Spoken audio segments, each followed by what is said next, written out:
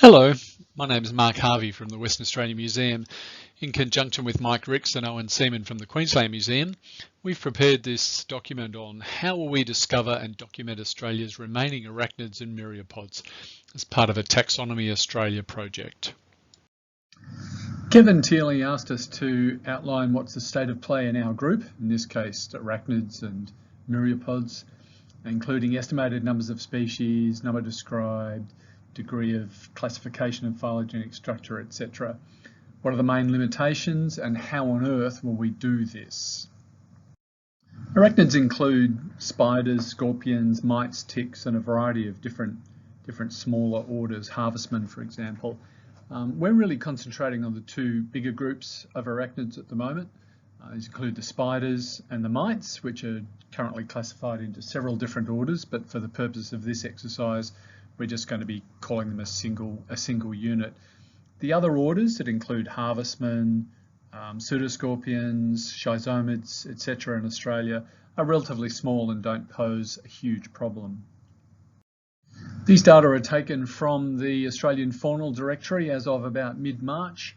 As you can see, there's nearly 4,000 spider species described and recorded from Australia, about the same number of mites and ticks, and about 540 or so different species of the other orders. And you can see the breakdown of the families and genera there. There's over 2,000 genera represented and over 400 different families. Using our knowledge of spiders, mites and ticks and the other arachnids, we've been able to estimate the numbers of new species that we think might be in the Australian fauna based on, it's a bit of a best guesstimate, but it's also about the percent increase that we see when we each do, or other researchers do, taxonomic revisions. In this case, we think about 80% of the spiders, for example, in revisions generally tend to be undescribed, but a much higher proportion of mites are undescribed. It's a very, very big group. Other orders, it's a bit smaller. So you can see we're recommending at the moment, or estimating at the moment, there's about 87,000 new species with about 95,000 species total in the country, of which only 8.8% are named. Spiders are definitely one of the mega diverse orders of terrestrial invertebrates that occur around the world. There's thousands, 45, 50,000 species, of which 3,880 are recorded from Australia at the moment. Our estimates at the moment, there's somewhere between 19 and 20,000 species in total, so we've got a hell of a long way to go. Generally, the generic classification for spider families, some families, is very good, but it's very, very poor in others. There's still a hell of a lot of work to do. The family classification is pretty good, but it's not yet stable. In particular, molecular phylogenies are certainly detecting paraphyletic and polyphyletic family groups, which is changing the classification every now and then, but nothing really radical. In terms of phylogenies, there are pretty good ordinal level phylogenies that include many, but not all, of the existing families that are recorded from around the world. And within some families, there are phylogenies available as well that include a lot of Australian exemplars. So it's a mixed bag. Some families haven't been worked on at all in this regard when it comes to especially molecular phylogenies. Limitations include the vast number of new species. 16, 17,000 new species, that's a lot of work yet to be done. On top of all of this, there are many, many new genera. So not only do we have to describe the species, that we need to work them into some sort of classification, which will involve describing new genera as well. And how will we do this? Well, luckily for a lot of spider groups, morphological data are very, very good at distinguishing between species. Genitalia in spiders tends to be species specific, not for all taxa, but for many of them. We certainly have got a lot more information that's been gleaned over the last decade or so with molecular data. It's helping us find species boundaries, but in general the molecular data are going to have been giving us relationships and patterns rather than actually species level sort of designations of populations. However, having said that, it's really useful in molecular data are very, very useful when it comes to identifying juvenile specimens or assigning males and females of those taxa that are very, very dimorphic. So that's been one of the biggest strengths. And the other way, how are we going to do this? Well, shorter descriptions, detailed imaging, which I'll talk about later in this presentation. The sheer diversity of mites anywhere in the world in terrestrial landscapes is utterly frightening. Here we've got nearly 4,000 described species from Australia, but it's estimated that there could be as many as, or more than, 70,000 undescribed species still out there waiting to be described. The generic classification's pretty good for some families, but extremely poor for others. The family level classification is moderately good, although many changes are to be expected into the future, especially when molecular phylogenetic work is going to be assessing relationships and whether individual families are actually monophyletic. There's actually a lack of phylogenetic data for most mite groups. That's not true of ticks, of course, which are heavily studied because of their economic and sort of pest status that they have in many parts of the world. But for most mite taxa, the phylogenetic data is severely lacking. The limitations include the vast numbers of described species. As I said, 70,000 new species. Where on earth do we start? There's going to be many, many new genera associated with these as well. They can't be squeezed into existing genera. And most specimens are extremely small, requiring slide mounting for detailed study, unless we use something like CT scans. How will we do this? Well, just like the spiders, they're actually very good morphological data for most mite species. They're not impossible to tell apart. They're time consuming and they're difficult, but it's not impossible. And augmenting all of this with molecular data is going to be extremely useful as well. Unlike for many spider groups, those taxa that are sexually dimorphic are going to be useful to match males and females.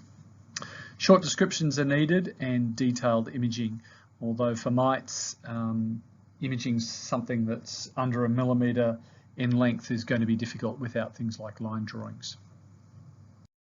Now, apart from the arachnids, there are various other groups that can be considered here as well. Most of them are terrestrial, but one of them is strictly marine.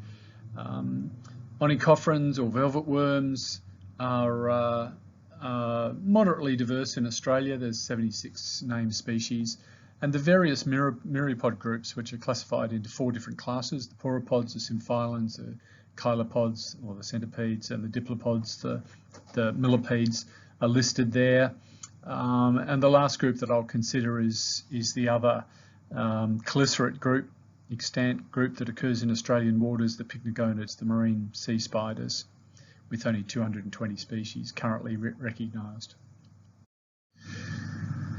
Certainly there are going to be many new velvet worm onychophran species to be discovered in Australia. There's been a fair amount of work in the past with 76 described species, but with the advent of molecular phylogenetic work, many cryptic species are being found along the way as well. So we think that maybe a quarter of the fauna is currently named.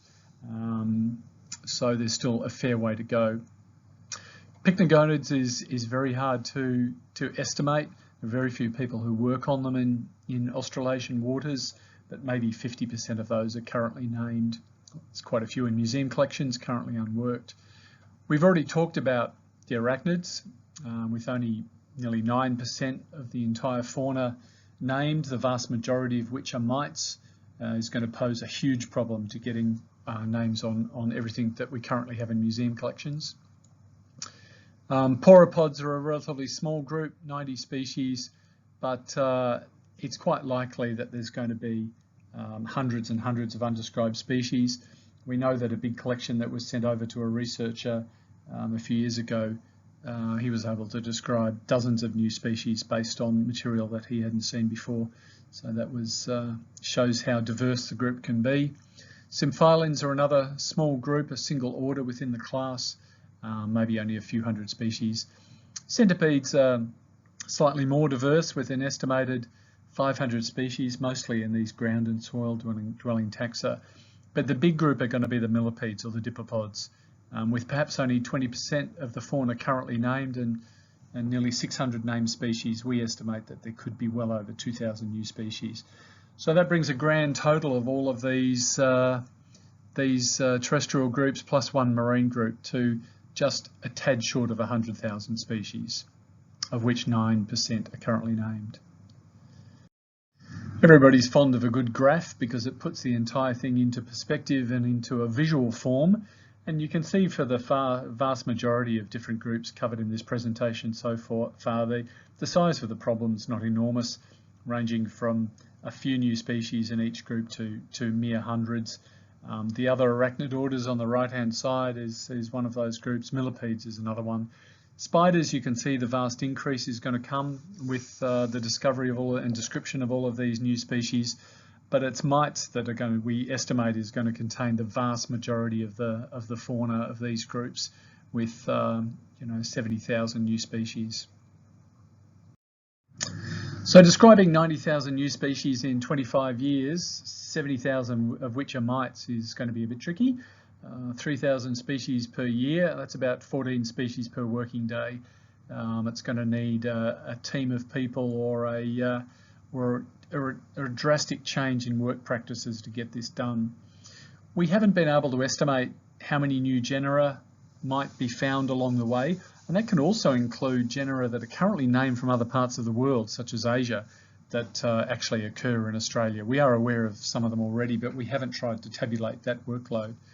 So obviously this can't be achieved using current workflows or current staffing levels, and the main limitations include lack of expertise, especially for mites, because there's no one in Australia whose primary job description includes the study or identification of mites.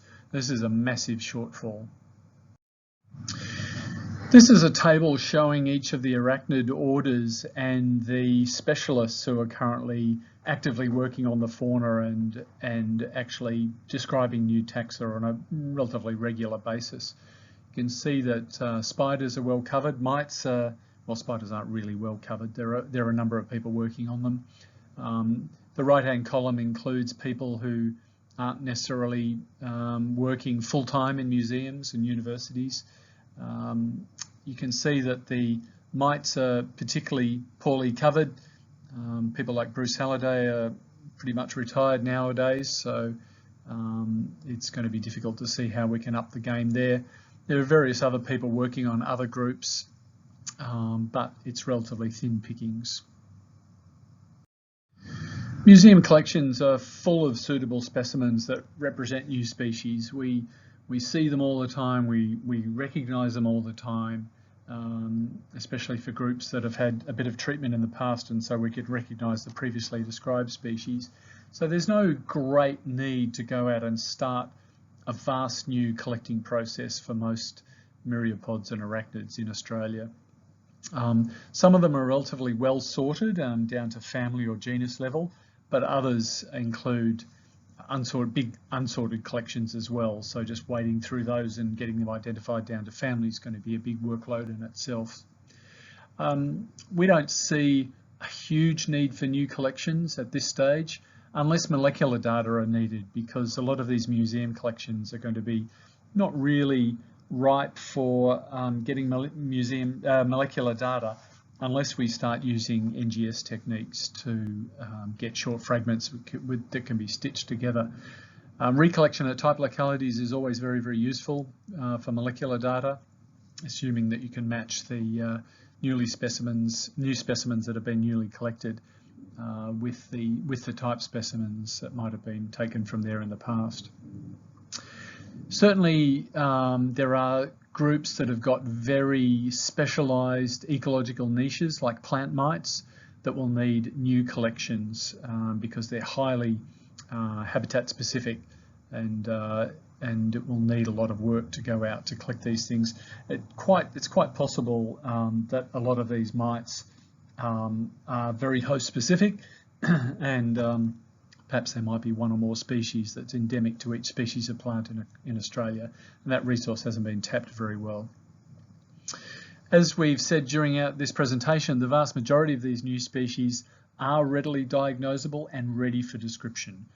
We've got the museum collections, we've got the techniques, we lack the staff, we lacked time to be able to work on them effectively.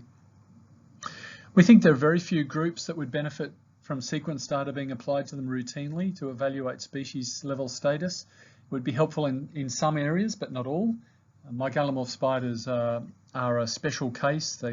Many groups seem to be quite cryptic in their species seem to be quite cryptic and morphologically conservative. And that's one of the areas we've put to good use in recent past. Along with other animal and plant groups, problems exist with previously named species.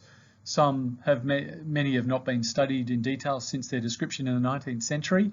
The types are overseas, often in the UK and other parts of Europe, but actually this is a relatively small part of the problem because subsequent synonymies can be made of species and genera that might turn out to be synonyms if we make a mistake. One of the great changes to our workload in the last 10 to 20 years has been the access to digital imaging systems, and that's going to continue into the future. So rather than sitting there and using line drawings, which has been a traditional method that arachnologists have used, we can use compound and stereo microscopic work, SEMs, and even micro CT scans nowadays to speed up that workflow. Unfortunately, line drawings are still needed for some groups and some body parts. Partly because even with slide mounting specimens, it's because of the see-through nature of the preparation, it's not always that easy to see what's going on or the detail that's needed, although perhaps micro CT scans are the way to go about it. We definitely need to concentrate on species-specific characters, shorter descriptions, and let the images do the talking. We don't have to document in words every single character state that's available on these specimens. And this is just reminding everyone that the International Code for Zoological Nomenclature only requires 4 things to produce a compliant name: a name, a holotype, a museum repository, and a diagnosis in words. That doesn't mean it needs to be pages and pages of descriptions. Also, the use of web-based interfaces to help compile descriptions are going to be really important, especially when using distributed groups of taxonomists. So let's see this as a group activity rather than lone wolves sitting in their labs trying to describe as many species as possible. I was involved in the goblin spider planetary biodiversity inventory project that was run out of the American Museum of Natural History a few years ago. And a web-based interface for species descriptions was developed as part of that project, and I know there have been others which we could put to really good use for some of these bigger groups of organisms in Australia. While chatting with Mike and Owen about the size of the problem and how we were going to get around sort of doing this into the future, we talked about these short descriptions, and we realised that there's going to be an opposition from many taxonomists in other parts of the world who might be asked about to review or even edit some of these papers that might be coming out of a project like this. There seems to be a tendency for longer and longer descriptions with more and more information, and common criticisms of papers have included in the past, well, why didn't you study that character system? Why didn't you draw that cedar in more detail? We want to know whether it's clavate or acicula. So we kind of need a social license from these international taxonomists, or possibly even some in Australia as well, to be able to get this project through to fruition, to circumvent this criticism which we think will be on the horizon. So certainly within each taxonomic group, we need to have an agreed suite of taxonomic species level characters, agreed descriptive format, and agreed set of standard images developed before we can actually gain this social license from our peers. And I think this is going to be more tricky than a lot of people realise. It's going to be a hurdle that we're going to have to cross at some stage.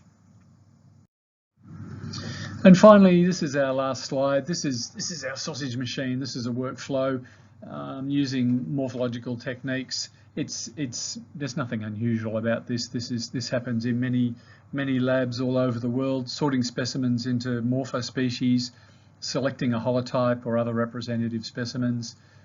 If possible, subsample the specimen for sequencing, get it sequenced. Ideally, it'd be great to have somebody, a group of people or a person working with a scientific team whose job is just to do imaging, 3D scans, digital images, line drawings, really to get that workflow up and get it up to the level that's needed, pulling it all together into a code compliant description and preparing a scientific paper. So that's our synopsis of the situation when it comes to arachnids and myriapods and a couple of other miscellaneous groups in Australia. 80,000, 90,000 new species yet to be described, the vast majority of which are mites, is a daunting task. And hopefully we've given you some ideas about how we can go about this into the future. Thanks for listening, and we look forward to the next phase of this entire process. So thanks, Mark. That was a great presentation. Beautiful to find out more about spiders and the other arachnids. I need to explain to people listening to this that for all of the other presenters for whom we've done one of these Q&A sessions, I've sent them the list of the questions beforehand, but I haven't for you, Mark, because I know that you're on your feet and I didn't bother. Well, this shows the depth of our friendship, Kevin, so thank you. So if I say things like cut, edit, then I'm not happy with the questions and we'll need to start again. But anyway, fire away. Fire a question without notice, I think that's called. Great. So one of the issues that you raised in the presentation, you said, quote, the vast majority of the new species, these are ones that are in collections, are readily diagnosable and ready for description. So that's really good news. That means that they can simply be sort of ploughed through. Now, you gave stats for the number of described species and the estimated number of species that remain undocumented. Do you have any sense, like how many of these sort of shovel-ready things are there that we could go with? I would say tens of thousands already. I mean, we estimated, say, 100,000 species in total in Australia, of which about 10,000, give or take, have got names at the moment. It's a matter of going through the collections and doing the work on them, obviously. I guess we also included things that we possibly haven't collected yet. So it's an estimate of things that might still be out there as well. So the figures are a little bit rubbery. But say of the 90,000 potential new species in Australia of these groups, there would have to be 40, 50, 60,000 in collections ready to go right now, just needing someone willing and able and with the time to sit through each of these taxa. Yeah, right. And do you think that they could be dealt with by somebody who had good technical skills and technical knowledge of writing descriptions, but who wouldn't necessarily have to have the very deep knowledge, say you do, of your groups? Oh, look, I think starting afresh on a new group of organisms that you've never worked on before, without guidance, mentoring, is a really tough ask. Getting on top of the literature, knowing what to look for, preparing the specimens. I think the model that would work best is if a person coming to a group de novo is paired with somebody who knows what they're doing and knows the tricks of the trade, gets dragged into the lab every now and then and said, specimens lined up, this and this, what am I seeing here? Is this intraspecific variation, or are these all different species? You can't gain that sort of knowledge quickly. That's something that comes with time. And for some of us in some groups, it takes decades to be able to get to that stage. So yeah, I think it's not something that's easily done, but yeah, I say again, working with someone who knows the groups is probably the best model. Some of us who have a lot of knowledge, we're time poor. So you know, lining up the specimens, this is what you need to look for. Don't worry about those characters. We think that's pretty useless, but go for it. Yeah, right. Please don't get me wrong. You know, I wasn't suggesting that describing new species is purely a mechanical thing and someone could simply come, you know, out of the blue and start doing it. I think that that it gives the fact that you estimate that there are so many species that actually. Sorry about that. I'll keep going. The fact that you estimate that there are substantial numbers of species that actually could be reasonably readily dealt with is a really good opportunity, I reckon.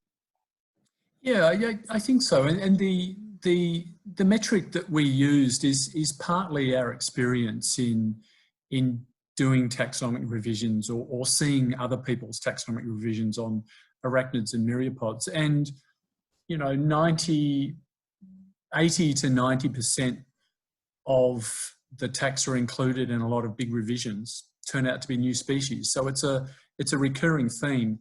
The only time it doesn't happen is when they happen to be big organisms. So, you know, some of the big, say golden orb weavers. I worked on golden orb weavers 10, 15 years ago with a couple of other people, and we revised that group, and there was not a single new species. In fact, it went the other way. There were a couple of dozen new synonyms. So people had described them over and over again from new locations. But for all the other groups, small, especially small litter dwelling groups, 10% named fauna and 90% unnamed is a very, very common theme.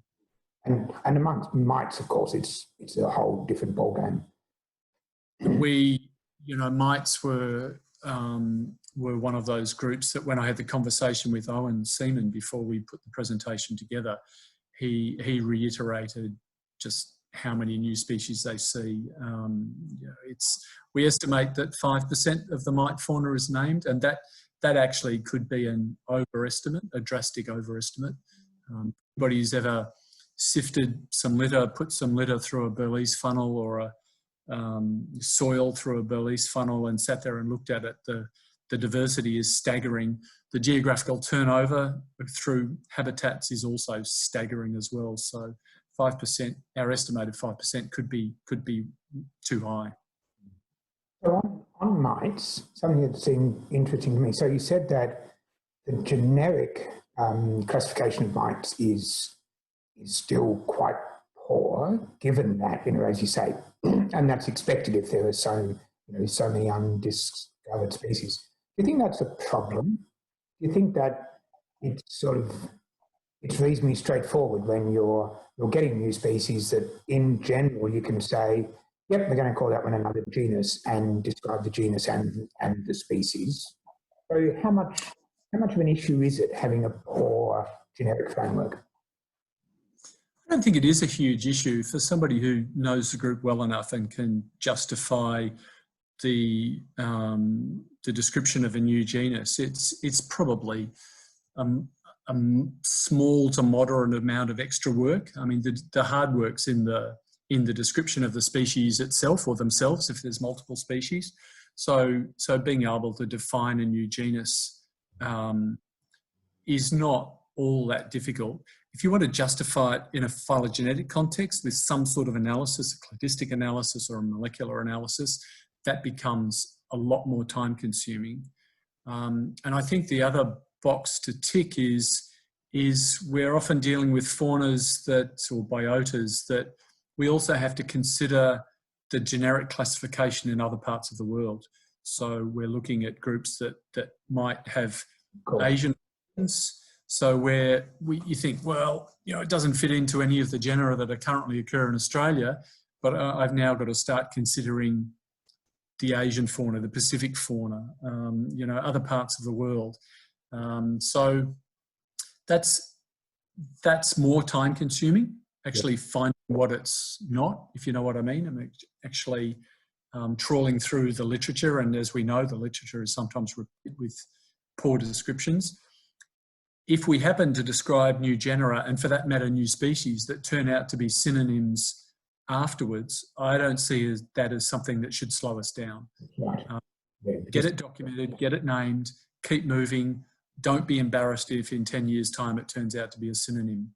The idea is to document the FORTA, get some sort of name on it. If it happens to be incorrect in the future, well, so be it. One of the interesting things that you said, I think, and this is more sort of a social question, and it's always important bringing up the social issues. You talked about gaining social license from international collaborators and the importance of doing that. And strictly speaking, of course, we don't need to gain their social license. We could be nationalistic and patriotic and just do it ourselves and, you know, be damned to them. You know, you obviously think that that's important because you raise the issue.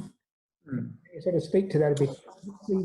Sure. We could turn this into a Trumpian philosophy as well. So let's make taxonomy. Let's make Australian taxonomy great again. We can make a cap to go with that, of course. Look, the reason we raise that in our presentation is that we do face this issue of editors and referees when we send manuscripts, submit them for publication. They sometimes they do recoil against, say, shortened descriptions. I think a lot of us have faced this issue, and you have to remember that the reason that we run into this problem at an international level is that it might be that there are very few people in the world who are considered expert enough in a group to judge the merit of a manuscript that's sent for publication. And so our peers who might know something about the taxon, there might only be 3 or 4 or 5 or 6 other people in the world who can look at this and really judge it on its merits. And if those people are the gatekeepers to acceptance or not of manuscripts of new taxa, then they can sometimes be a considerable issue in getting our papers over the line such that an editor will consider it suitable for publication. So the example that Owen gave to me during our conversations leading up to writing the presentation was shortened descriptions of mites often contain details about the positions of various setae. They're often homologized within genera and families, and you can actually give the individual setae names and codes, and they can move positions. And Owen's had situations where referees and editors have insisted that the lengths of the setae are actually measured, and the interdistances between all of the setae and where they're positioned is measured as well. And unless you've got a really good argument not to do that, and I think the argument could be, yes, we're all getting old and we need to get this work done before we're going to die, then it's actually very, very hard to argue with some editors. So this is the reason we've raised that as a specific issue, that we need nearly to capture the intent of what we're trying to do with this program, and a publication that we can somebody can put out why we're doing this and point to this as an argument.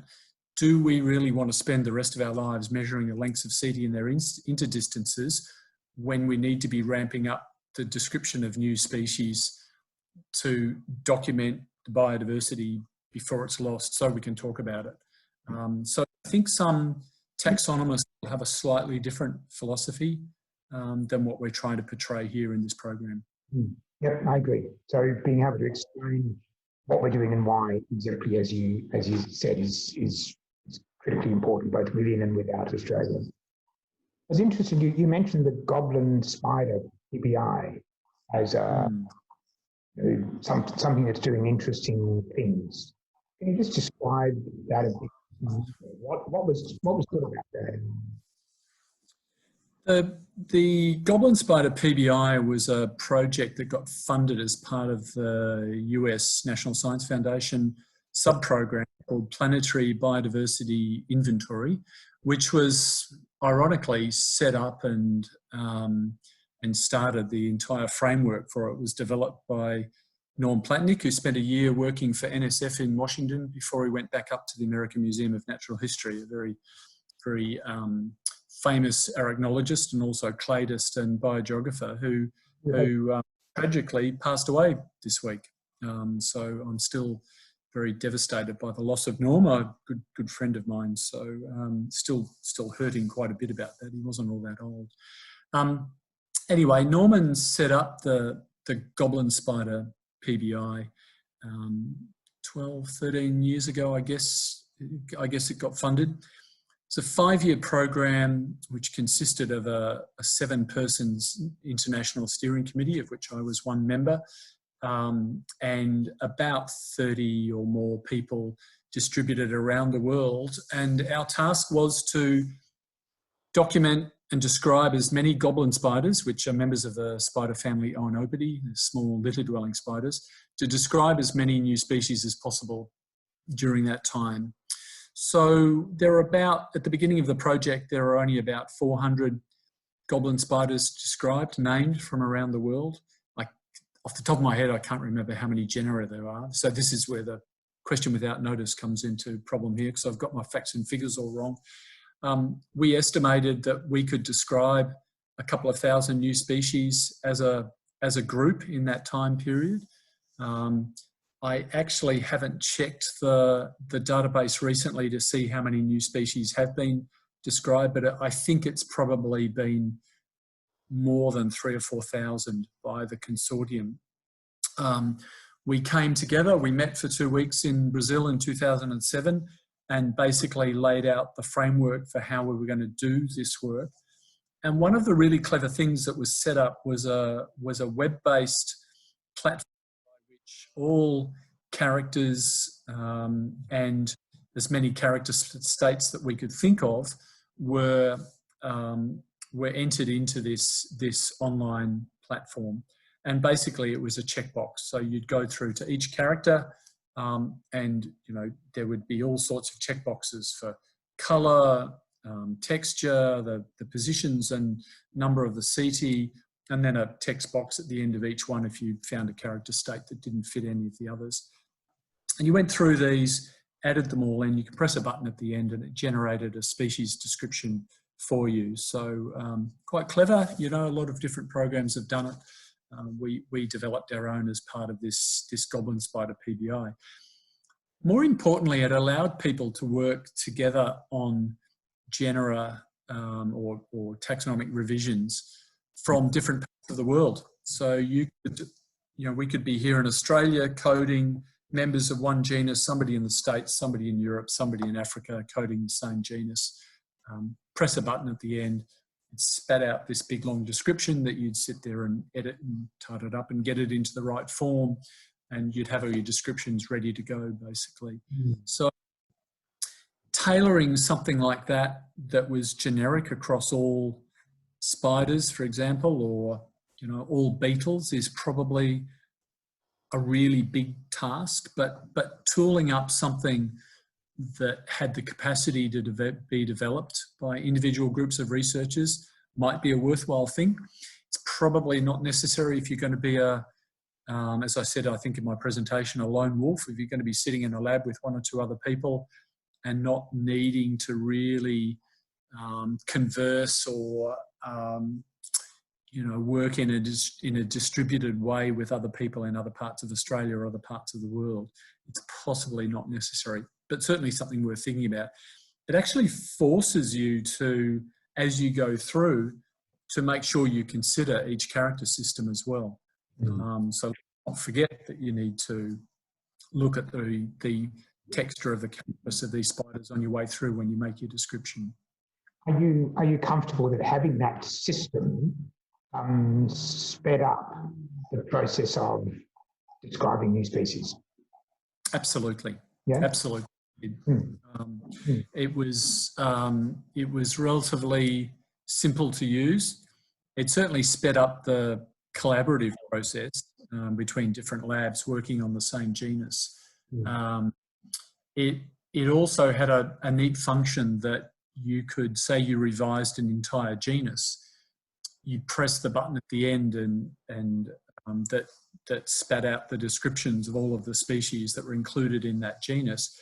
It would actually parse all the information, take any character state that was found in all species of that genus and put it as part of the genus description, and then anything that was differed across each of the species, they would form part of the species descriptions.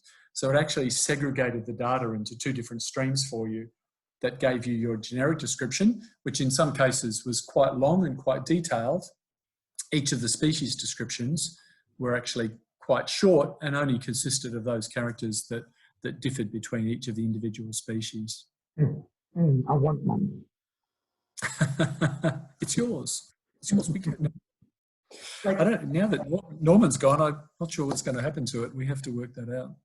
That's right. But if you're confident that that mechanism did speed up what you were doing, then that will be a really important part of an acceleration mechanism they're trying to put in place.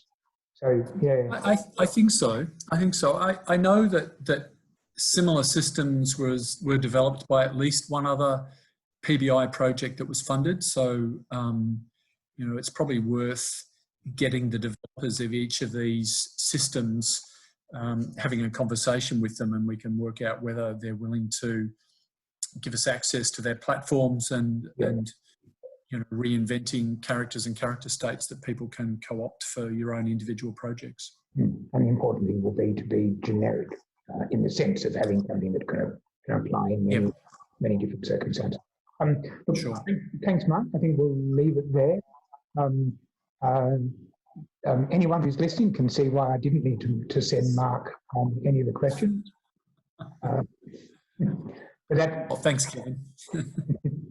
That's really good, and I'm hoping that anyone who's listening who has other questions for Mark can use the comments box that sits underneath the video and fire questions directly to Mark, so that we can engage and get a bit of a conversation going around each of these talks.